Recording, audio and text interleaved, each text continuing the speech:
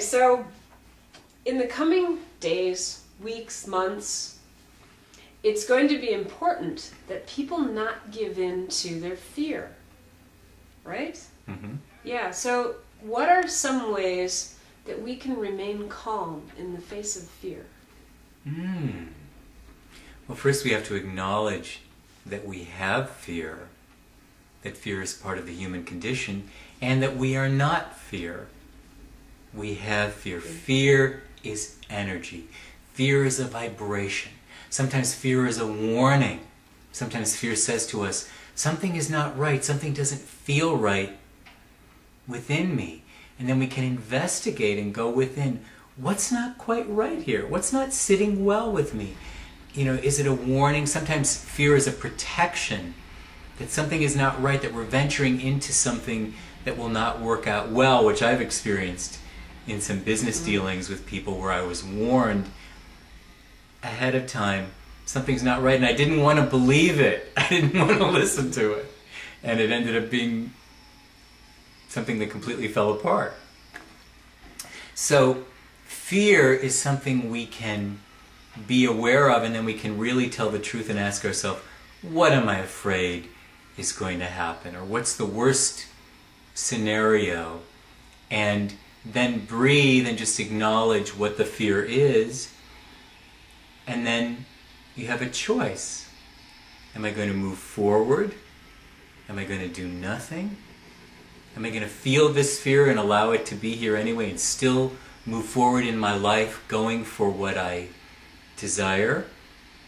Or is this a warning to not go there? So it's very individual, and I believe you're talking about the election, aren't you? The election, the ongoing orange alerts at the airports, the weather, whole fear pandering, yeah, even storms these days, they get you all well, the media about. is very invested Yeah. in creating as much drama and trauma to keep people hooked as possible.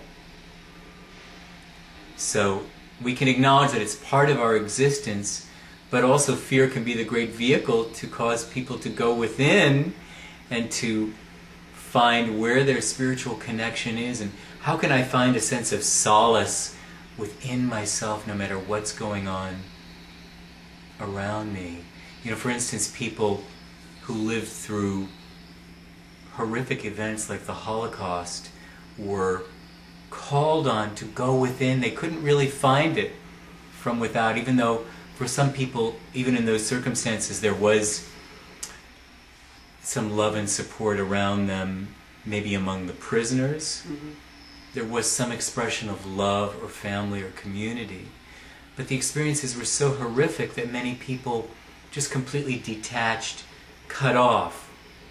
Many people who I've seen interviewed or read about found a sense of love or faith or hope within, despite the circumstances. And often those were people who survived, like Elie Wiesel. Mm-hmm. You know, they found something within, and they did not allow the circumstances to determine their experience. They said on a certain level, I'm going to find peace even in these horrific circumstances. I'm going to find humanity. I'm going to find a human connection. So no matter what's going on, we've got the ability to find that part of us that is at peace, even in the most horrific circumstances. Yeah, and I think you correctly pointed out that we always have a choice to act on the fear or not act on the fear. Right.